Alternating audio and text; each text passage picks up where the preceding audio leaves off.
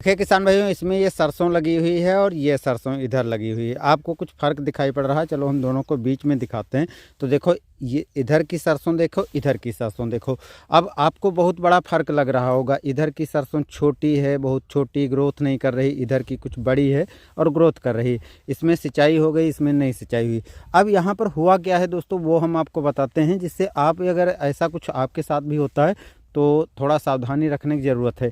देखिए किसान भाइयों, दोनों सरसों की बुआई एक दिन की गई है। ये हमारा सरसों लगा हुआ और ये हमारे चाचा का सरसों लगा हुआ।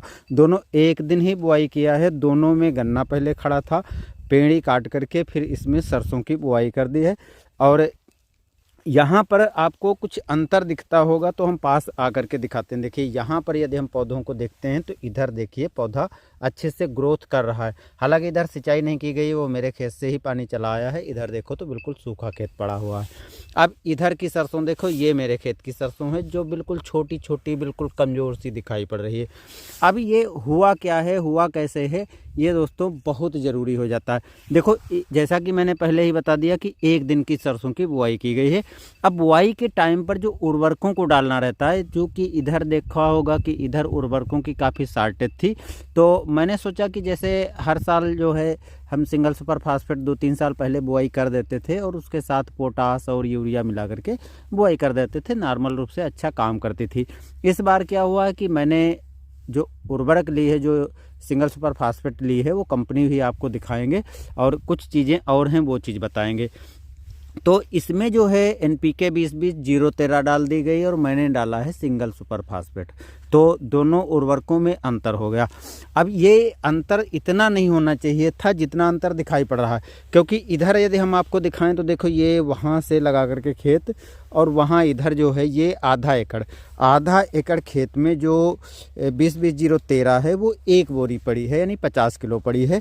और ये आधे एकड़ का आधा यानी 1.5 बीघा हमारे वहाँ का हुआ है। तो ये 1.5 बीघा खेत है और इसमें मैंने सिंगल सुपर फास्फेट डाली है एक बोरी। बाकी पोटास और उर्वरक तो मैंने डाली है जिससे कि पूरी हो जाए। हालांकि पोटास तो इसमें भी नहीं होता। अब सिंगल सुपर फास्फेट में भी सल्फर होता है और 20-20-0-13 में भी सल्फर होता है। इसमें 13% होती है, उसमें 5% होती है, 5.5 होती है, जो कुछ होती है फिलहाल पूरी हो जाती है कुल मिलाकर के। अब इतना ज़्यादा अंतर हमें नहीं पता था कि इतना ज़्यादा अंतर आएगा या काम नहीं करेगी। अब एक चीज़ और दोस्तों यहाँ पर बता दें कि देखिए अगर हम इस खेत में दिखाते हैं तो देखो आपको इसमें खरपतवार जो है ये काफ़ी ज़्यादा दिखाई पड़ रहे होंगे। और इसके साथ साथ ये जो है गाजर घास, ये भी काफ़ी ज़्यादा है और बड़ी है। अब यदि हम इधर दिखाएं तो देखो यहाँ पर आपको घास जो खरपतवार है वो नहीं दिखाई पड़ रही होगी। और जो ये गाजर घास है ये भी कमज़ोर सा पौधा छोटा छोटा दिखाई पड़ रहा है। इससे एक चीज़ तो स्पष्ट हो गई कि जो उर्वरक है वो अच्छे से नहीं काम किया है।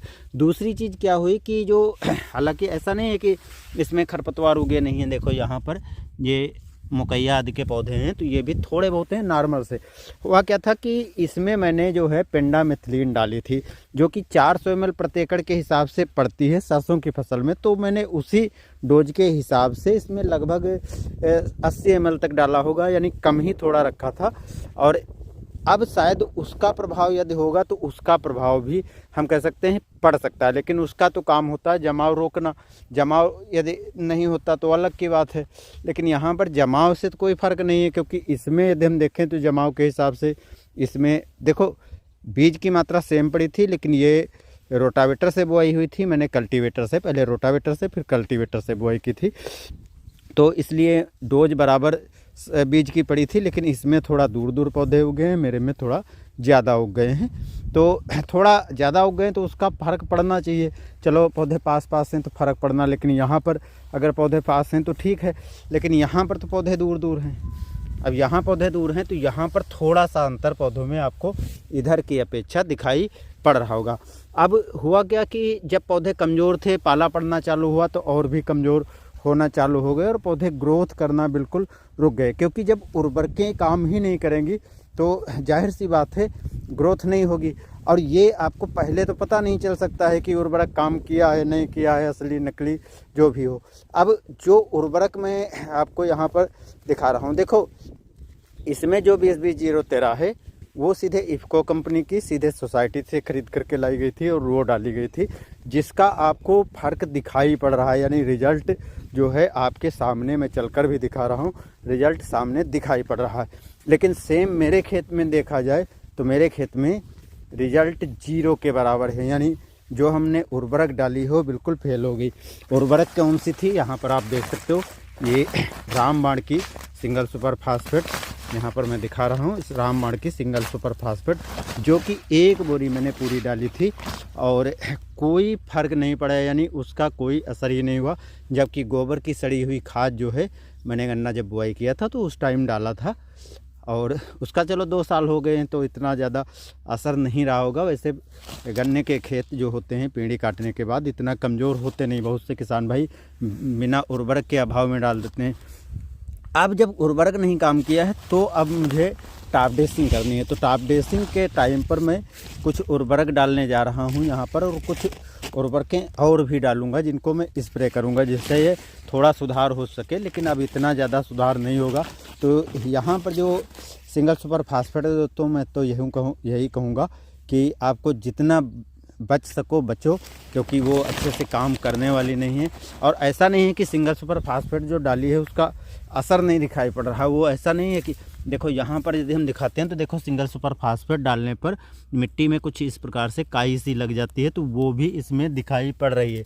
लेकिन इसका रिजल्ट मुझे इतना अच्छा नहीं मिला है।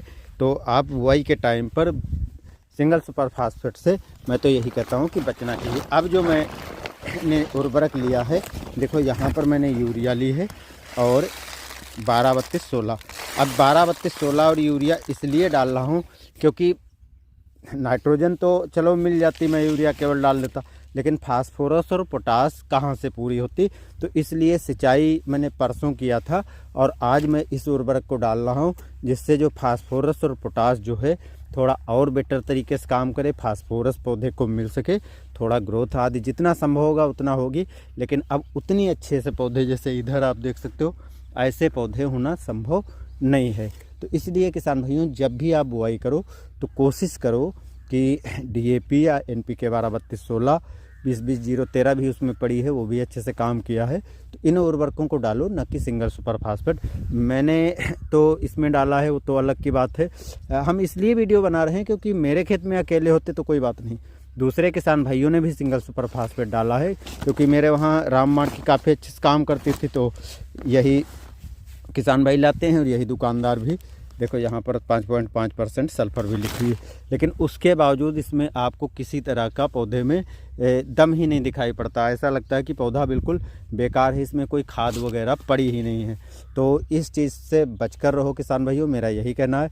क्योंकि देखो सिंगल सुपर फास्फेट आदि ये उर्वरकें कंपनियां क्या बनाती हैं क्या नहीं बनाती, कितना क्या करती हैं, काम करेगी नहीं करेगी, ये आपको बाद में पता चलेगा जब आप बुआई करोगे उसके बाद में, और फसल आपकी तब तक ख़राब हो चुकी होगी, नुकसान आपका हो चुका होगा। तो ये दोस्तों मेरा बताने का उद्देश्य था। उम्मीद करता हूँ कि आपको इस वीडियो से थोड़ा बहुत हेल्प ज़रूर मिलेगी। मिलते हैं नए वीडियो में, धन्यवाद।